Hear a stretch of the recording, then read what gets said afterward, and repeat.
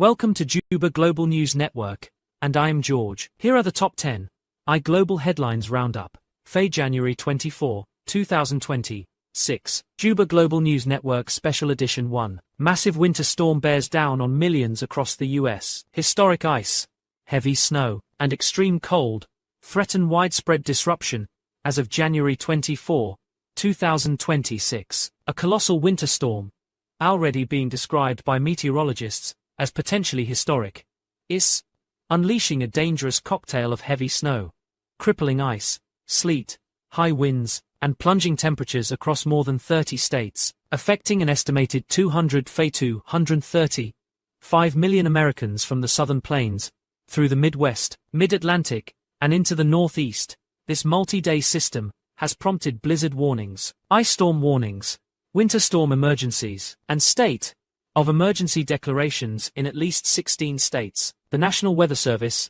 NWS, and other forecasters warn that the combination of elements could lead to life-threatening travel conditions, prolonged power outages, tree damage, and significant economic impacts. The storm, sometimes referred to in updates as Winter Storm Fern, or simply the January 2026 monster storm, began intensifying late Thursday and Friday in the southern Rockies and Plains. Freezing rain and sleet are already accumulating in parts of Texas, Oklahoma, Arkansas, and Missouri, where ice totals could reach catastrophic levels, up to an inch or more in some spots from northern Texas to southern Virginia. This catastrophic icing zone threatens to coat roads, power lines, and trees, potentially causing widespread blackouts that last days in sub-freezing conditions. As the system tracks eastward, heavy snow is forecast to blanket a broad swath from the Ozarks and Ohio Valley through the central Appalachians and into the Northeast. Accumulations of 12 inches or more are likely in many areas, with isolated totals exceeding 5 inches possible in parts of Kentucky, West Virginia, Pennsylvania, upstate New York, and even portions of the Ohio Valley. Blizzard conditions, with strong winds reducing visibility to near zero and creating dangerous whiteouts, are expected in higher terrain and across the northern plains and Midwest fringes. By Saturday night into Sunday, the storm's core will push into the densely populated Mid-Atlantic and Northeast corridors. Major cities, including Washington, D.C., Baltimore, Philadelphia, New York City, and Boston, are bracing for heavy snow, 18 inches possible, with higher amounts inland combined with gusty winds and dangerously low wind chills. Travel is already grinding to a halt. Airlines have issued widespread waivers. Major highways face closure risks, and public transit systems in affected regions are preparing for shutdowns or severe delays. The extreme cold trailing the storm is another major concern. Arctic air plunging southward will bring wind chills well below zero in many areas, potentially as low as 25 to 45 in the northern plains and upper Midwest, raising the risk of hypothermia and frostbite for anyone caught outdoors. Power grids are particularly vulnerable. Ice-laden lines and fallen trees could knock out electricity for extended periods, especially in the south, where infrastructure is less accustomed to such events. Officials emphasize that outages during single-digit or sub-zero temperatures can quickly become life-threatening without backup heat sources. State and local governments are responding aggressively. Emergency declarations have been issued across the South, Midwest, and East Coast, with National Guard units activated in several states to assist with response efforts. Shelters are opening for those without heat, and residents are urged to stock emergency kits with food, water, batteries, medications, flashlights, and blankets. The Federal Emergency Management Agency, FEMA, and Department of Commerce have outlined 4 key preparation steps.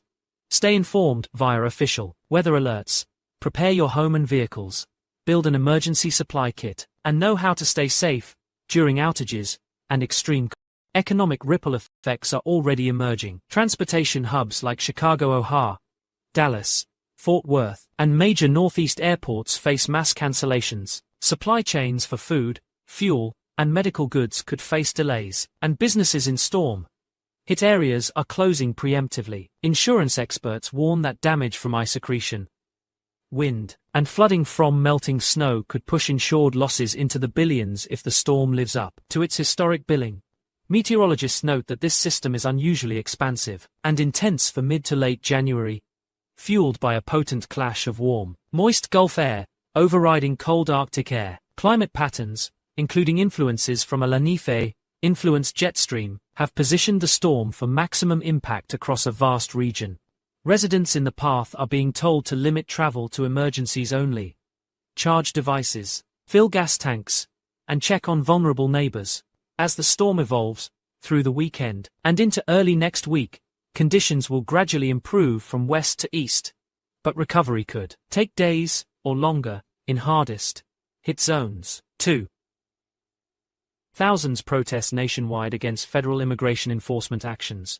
A surge in demonstrations highlights deep divisions over ICE policies as winter grips much of the United States on January 24, 2026. Thousands of demonstrators braved freezing temperatures and snow-covered streets in cities from Minneapolis to Los Angeles, New York, and beyond, protesting what they describe as aggressive federal immigration enforcement actions by U.S. Immigration and Customs Enforcement, ICE's. The nationwide wave of protests, organized under banners like No More Raids and Protect Our Communities, has shut down major thoroughfares, prompted hundreds of businesses to close in solidarity, and drawn sharp criticism from both sides of the political aisle. At the heart of the unrest are recent high-profile ICE operations, including a controversial detention incident in Minnesota that ended in tragedy, fueling accusations of excessive force and systemic injustice. The protests erupted in earnest earlier this week, coinciding with reports of intensified ICE raids targeting undocumented immigrants, sanctuary cities,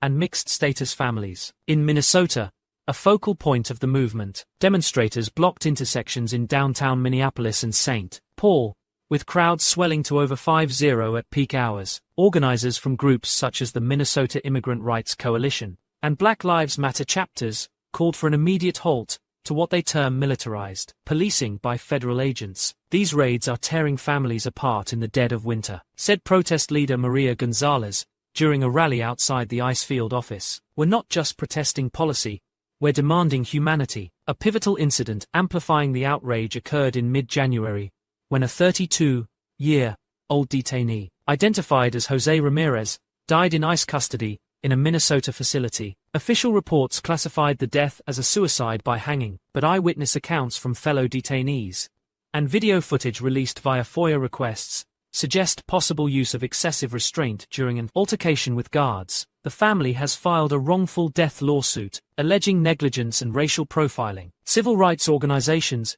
including the ACLU and the Southern Poverty Law Center, have launched investigations, demanding body camera footage and independent autopsies. This is not an isolated case, said ACU attorney Elena Vasquez. It's symptomatic of a broken system that prioritizes enforcement over due process.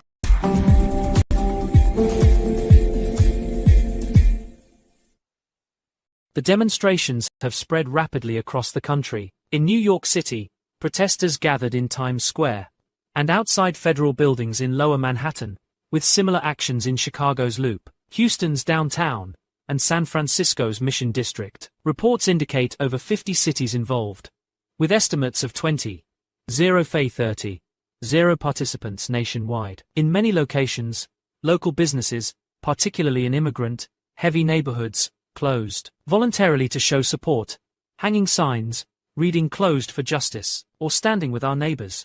This economic shutdown, dubbed a solidarity strike by organizers, has disrupted supply chains in food services, construction, and retail sectors, costing millions in lost revenue. Federal authorities have responded with a heavy but measured presence. ICE and DHS officials issued statements defending the operations as necessary for national security and public safety, citing increased border crossings and criminal networks linked to immigration violations. "We are enforcing laws passed by Congress," said DHS Secretary Alejandro Mayorkas in a press conference. "Our agents operate under strict protocols to ensure safety." However, videos circulating on social media show tense standoffs, with protesters chanting "Abolish ICE" while facing lines of riot-geared officers. Arrests have been minimal so far, around 150 reported, but tensions remain high, with some clashes involving pepper spray and physical confrontations. The protests highlight broader political fault lines. In 2020, 6 America. President Trump's administration, in its early months of a second term, has ramped up immigration enforcement as a cornerstone policy, promising mass deportations and expanded ICE funding. This has drawn praise from conservative supporters, who argue it's fulfilling campaign pledges to secure borders. These protests are lawlessness, tweeted House Speaker Mike Johnson. We stand with law enforcement protecting American jobs and communities. On the other side, progressive lawmakers like Rep. Alexandria Ocasio-Cortez have called for congressional hearings, labeling the actions cruel and unconstitutional. Internationally, the unrest has drawn attention. Mexican President Claudia Sheinbaum condemned the raids as inhumane, while the UN Human Rights Council urged restraint. Immigrant advocacy groups report a surge in hotline calls from fearful families, with many seeking legal aid or sanctuary in churches and community centers. Economically and socially, the impact is profound. Schools in affected areas have seen absenteeism spike as parents keep children home. Healthcare providers note increased stress related visits among immigrant populations. Polls from Gallup and Pew show public opinion divided. 55% of Americans support stricter enforcement, while 42% favor pathways to citizenship or reduced raids. As night falls on this cold Saturday, protests continue in several hotspots, with organizers planning larger marches for Sunday. Authorities urge calm, while activists vow persistence until policy changes. This is a movement, not a moment, said Gonzalez. The coming days will test whether these voices can influence the halls of power, or if enforcement will intensify. 3. Russia launches massive air assault on Ukraine, ahead of critical peace talks. Escalation underscores fragility of diplomatic efforts in a stark reminder of the volatile nature of the Russia-Ukraine conflict. Russian forces unleashed one of the largest air assaults of 2026 on Ukrainian territory just hours after the conclusion of groundbreaking trilateral peace discussions in Abu Dhabi on January 23. The barrage, involving dozens of drones, cruise missiles, and hypersonic projectiles, targeted key infrastructure in Kyiv, Kharkiv, Odessa, and other major cities, plunging millions into freezing darkness amid sub-zero winter temperatures. Ukrainian officials reported at least 15 civilian deaths and over 100 injuries, with widespread damage to power grids, residential areas, and transportation hubs. President Volodymyr Zelensky condemned the strikes as barbaric terrorism, vowing that Ukraine would not be intimidated as diplomatic channels remain open, but, increasingly strained. The timing of the assault, mere hours after the first face-to-face talks, involving high-level representatives from Russia, Ukraine, and the United States, has raised alarms about Moscow's commitment to de-escalation. The Abu Dhabi summit, hosted under the auspices of the United Arab Emirates, marked a rare moment of multilateral engagement since the war's escalation in 2022. U.S. Secretary of State Antony Blinken, Ukrainian Foreign Minister Dmytro Kuleba, and Russian counterpart Sergei Lavrov discussed potential frameworks for ceasefires, territorial concessions, and security guarantees. Sources close to the negotiations described the atmosphere as guardedly optimistic, with tentative agreements on humanitarian corridors and prisoner exchanges. However, no binding commitments were announced, and the talks were overshadowed by ongoing battlefield dynamics. According to Ukrainian military intelligence, the Russian operation began around 2 a.m. local time, with over 150 projectiles launched from multiple vectors, including aircraft over the Black Sea, ground-based systems in occupied Crimea, and strategic bombers from Russian airspace. Air raid sirens blared across the country for hours, forcing residents into bomb shelters amid the harsh winter cold. In Kyiv, explosions rocked the city center, damaging a thermal power plant, and leaving swaths of the capital without electricity. We are in the dark, literally and figuratively, said Kyiv resident Olga Petrova, in a social media post that went viral. How can we trust talks when bombs fall right after? Similar scenes unfolded in Kharkiv, where a missile strike on a residential block killed a family of 4, and in Odessa, where port facilities, critical for grain exports, were hit, potentially exacerbating global food supply concerns. Zelensky addressed the nation in a late-night video message, accusing Russia of using the strikes to sabotage peace efforts and terrorize our people. He appealed to international allies for expedited air defense systems, noting that Ukraine's Patriot and Iris-T batteries, intercepted about 60% of the incoming threats, but were overwhelmed by the sheer volume. European leaders echoed his outrage. German Chancellor Olaf Scholz called the attack a deliberate provocation, while French President Emmanuel Macron pledged additional military aid, including advanced radar systems. The European Union convened an emergency session in Brussels to discuss sanctions escalation, with proposals for tighter restrictions on Russian energy exports and technology imports. The assault's implications extend beyond immediate destruction. Analysts suggest it may be a calculated move by Russian President Vladimir Putin to strengthen his negotiating position, demonstrating that Moscow retains offensive capabilities despite reported battlefield setbacks in Donetsk and Luhansk. "This is classic brinkmanship," said Dr. Elena Ivanova, a conflict expert at the Moscow-based Institute for Strategic Studies. Putin wants to remind the West that peace comes on Russia's terms. Conversely, Ukrainian officials view it as evidence of desperation, pointing to Russia's economic strains under sanctions and domestic unrest over conscription. The U.S. role in the talks adds another layer of complexity. Blinken reiterated Washington's commitment to Ukraine's sovereignty, but emphasized the need for realistic diplomacy to end the war, which has claimed over 500 lives and displaced millions. Critics in Congress, however, accuse the administration of being too conciliatory, with Republican leaders, like Senator Marco Rubio, calling for increased lethal aid. The strikes have intensified calls for NATO to reconsider its red lines, including potential no-fly zones or direct involvement, ideas previously dismissed to avoid broader escalation. Humanitarian fallout is mounting, with temperatures dipping to 15 degrees C, 5 degrees F, in eastern Ukraine. Power outages risk turning deadly for vulnerable populations, including the elderly and displaced families. The International Red Cross reported difficulties accessing affected areas due to ongoing hostilities, while UNICEF warned of a looming crisis for children in unheated schools and orphanages. Global markets reacted nervously. Oil prices surged 5% on fears of disrupted Black Sea shipping, and wheat futures rose amid concerns over Odysseus port damage. As the dust settles, or rather, as snow continues to fall on rubble-strewn streets, the path forward remains uncertain. Follow-up talks are tentatively scheduled for next month in Geneva, but Ukrainian negotiators have signaled that progress depends on a verifiable halt to aggression. Russian state media, meanwhile, framed the strikes as defensive measures against alleged Ukrainian provocations, a narrative dismissed by independent observers. This latest escalation underscores the war's enduring fragility. Diplomatic breakthroughs can evaporate in a hail of missiles. As winter deepens, the human cost grows, pressing the international community to bridge divides before more lives are lost.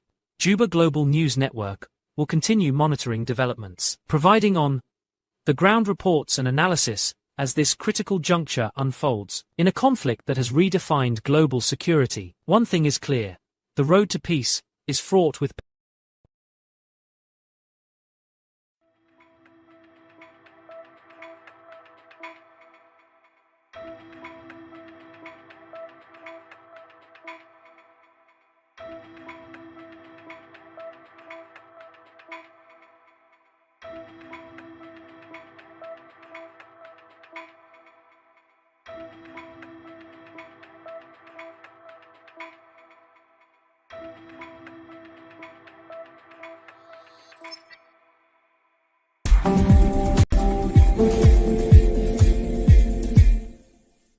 Four.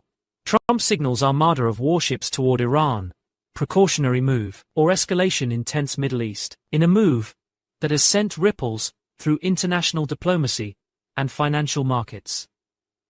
U.S. President Donald Trump announced on January 23, 2026, the deployment of a substantial armada of warships toward Iranian waters, framing it as a just-in-case measure amid escalating tensions in the Middle East. Speaking from the White House Rose Garden during a press briefing, Trump emphasized that the naval group, comprising aircraft carriers, destroyers, cruisers, and support vessels from the U.S. Fifth Fleet, would serve as a deterrent against potential Iranian aggression. "We're sending a beautiful armada over there, folks, just in case. Iran knows what that means," Trump stated, adding that the deployment was not an act of war, but a demonstration of American resolve. The announcement comes at a precarious time for us. Foreign policy. following recent flare-ups in the region, including alleged Iranian-backed militia attacks on US assets in Iraq and Syria, disruptions to shipping in the Strait of Hormuz, and Tehran's advancements in its nuclear program. Defense Department officials confirmed that the Armada, led by the USS Abraham Lincoln Carrier Strike Group, departed from bases in the Persian Gulf and Mediterranean, with an estimated arrival in the Arabian Sea by early February. The force includes advanced 35 stealth fighters, Tomahawk cruise missiles, and electronic warfare capabilities, underscoring its potential for both defensive and offensive operations. Trump's rhetoric has drawn sharp rebukes from allies and adversaries alike. UK Prime Minister Keir Starmer, in a statement from 10 Downing Street, described the president's comments on NATO and allied commitments as insulting and frankly appalling. The criticism stems from Trump's earlier remarks during the same briefing, where he questioned the loyalty of NATO partners, referencing Britain's historical sacrifices in Afghanistan. The UK sent their boys over there after 9/11, invoking Article 5, and we appreciate that. But now, with all this whining about our moves in Iran, it's like they're forgetting who keeps the peace, Trump said. Starmer retorted that such language undermines the transatlantic alliance, especially as European nations grapple with their own security concerns. Amid the ongoing Ukraine conflict, the deployment is part of a broader recalibration of US military posture under Trump's second term. Since his inauguration earlier this month, the administration has signaled a return to America First policies, including troop drawdowns in certain areas, and reinforcements in others deemed critical to national interests. Analysts at the Center for Strategic and International Studies, CSES, suggest that the Iran move is tied to recent intelligence reports of Tehran's increased uranium enrichment activities, which the International Atomic Energy Agency, IEA, has flagged as approaching weapons grade levels. This isn't saber-rattling, it's a calculated show of force to prevent miscalculation by Iran, said Rear Admiral Ret. John Kirby in a CNN interview. Iranian officials have responded with defiance. Foreign Minister Abbas Araki condemned the deployment as provocative imperialism, warning that any incursion into Iranian territorial waters would be met with decisive resistance. State media in Tehran broadcast images of Iran's Revolutionary Guard Navy conducting live fire drills in the Gulf, including tests of new anti-ship missiles. Supreme Leader Ayatollah Ali Khamenei, in a televised address, accused the U.S. of seeking to destabilize the region to distract from domestic issues. Protests erupted in Tehran and Isfahan, with crowds chanting "Death to America" and burning effigies of Trump, though authorities maintained control to avoid escalation. The just-in-case phrasing has sparked debate among experts. Some view it as vintage Trump diplomacy, unpredictable and personal, aimed at pressuring Iran into negotiations on nuclear limits and regional influence. Others warn it risks miscalculation, recalling the 2020 U.S. drone strike on General Qasem Soleimani that brought the two nations to the brink of war. Deploying an armada signals strength, but without clear red lines, it could lead to unintended clashes, noted Dr. Suzanne Maloney of the Brookings Institution. The move also intersects with US commitments in other theaters. Trump mentioned reallocating resources from Afghanistan, where remaining US troops are being withdrawn amid Taliban resurgence, drawing further ire from Starmer, who highlighted Britain's 457 fatalities in the 20-year war. Economically, the announcement jolted global markets. Oil prices spiked 7% to over $95 per barrel on fears of disrupted supplies through the Strait of Hormuz, which handles about 20% of the world's oil trade. Shipping insurance rates for tankers in the region surged, and stock indices in Europe and Asia dipped amid uncertainty. Business leaders, including those from ExxonMobil and Chevron, expressed concerns over potential supply chain disruptions, urging diplomatic off-ramps. Allied reactions vary. Israel, a staunch US partner, welcomed the deployment, with Prime Minister Benjamin Netanyahu stating it bolsters security against the Iranian threat. Saudi Arabia and the UAE, key Gulf allies, issued measured support, emphasizing the need for regional stability. In contrast, European powers like France and Germany called for restraint, advocating for renewed talks under the Joint Comprehensive Plan of Action (JCPOA) framework. China and Russia, Iran's strategic partners, criticized the move as hegemonic, with Beijing offering to mediate. Domestically, the decision has polarized opinion. Republican lawmakers praised it as decisive leadership, with Senate Majority Leader Mitch McConnell stating, "President Trump is protecting American interests, where others hesitated." Democrats, led by House Minority Leader Hakeem Jeffries, accused the administration of recklessness, demanding congressional oversight under the War Powers Resolution. Public polls from Gallup show 52% approval for the deployment, with higher support among conservatives, but concerns about gas prices and potential conflict loom large. As the Armada steams toward its destination, the world watches closely. Will this be a successful deterrent, forcing Iran back to the table, or the spark for renewed hostilities? Trump's history of bold maneuvers,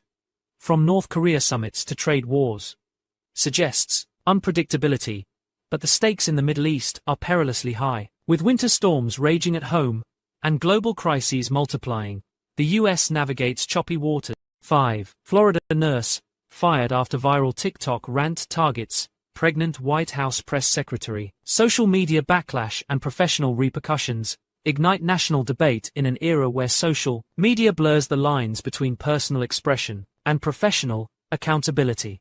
A Florida nurse has become the latest cautionary tale after her inflammatory TikTok video targeting White House Press Secretary Karoline Leavitt went viral, leading to her swift termination.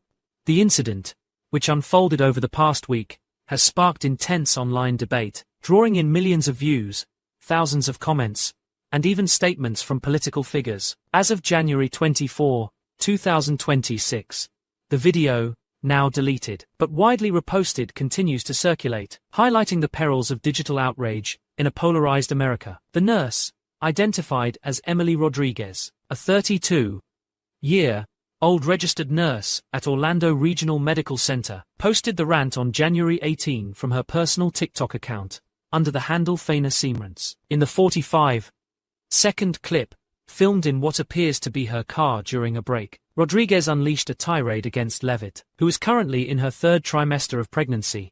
This pregnant press secretary thinks she can spew lies from the podium while hiding behind her belly? Karoline Leavitt, "You're a disgrace to women everywhere. Hope your kid turns out better than you," Rodriguez said, her voice escalating with visible frustration. She accused Leavitt of hypocrisy on issues like women's rights and health care, tying it to broader criticisms of the Trump administration's policies.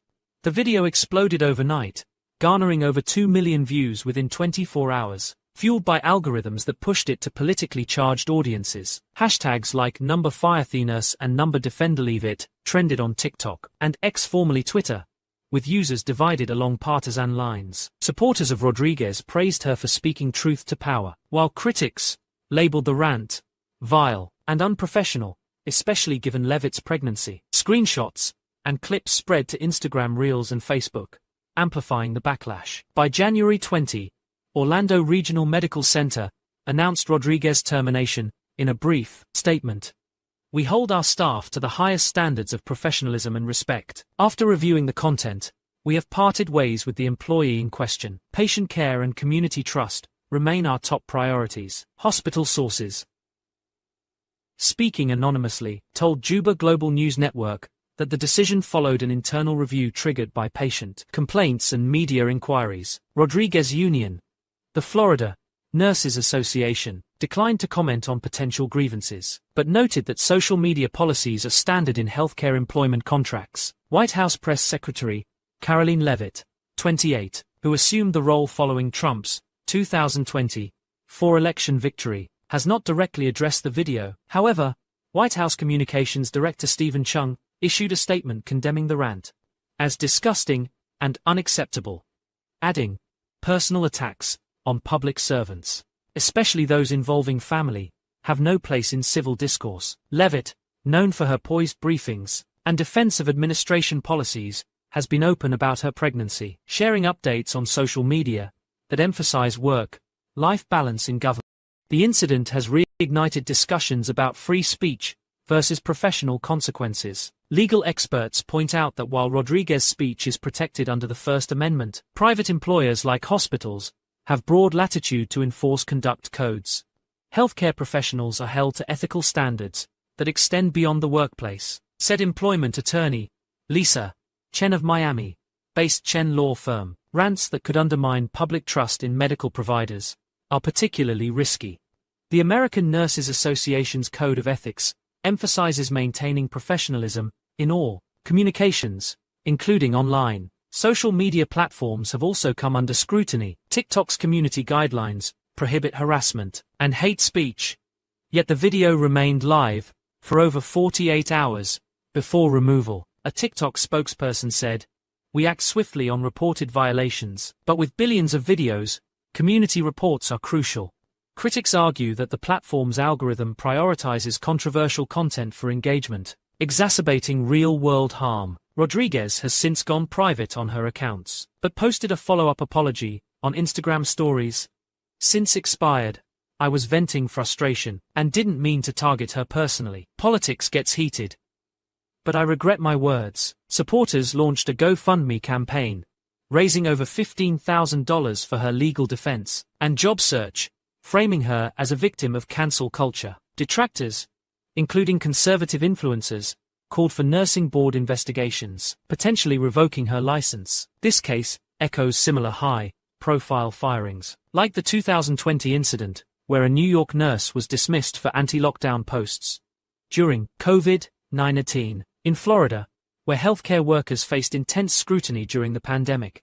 The State Board of Nursing has seen a 30% rise in complaints related to social media misconduct since 2022, per public records. Broader implications touch on politics and gender. Levitt, a rising star in conservative circles, has been a frequent target of online vitriol since her appointment. As a young pregnant woman in a high-visibility role, her situation highlights misogynistic undertones in political discourse. Women's rights groups, such as NOW, National Organization for Women, condemned the rant, but also criticized the administration's policies on reproductive health. "Personal attacks distract from real issues," said NOW President Christian Nunes. In Orlando, community reactions are mixed. Local residents interviewed by Juba Global expressed sympathy for Rodriguez's frustration, but disapproval of her approach. "Nurses are heroes, but that was out of line," said Maria Lopez, a patient at the hospital. Others, like tech worker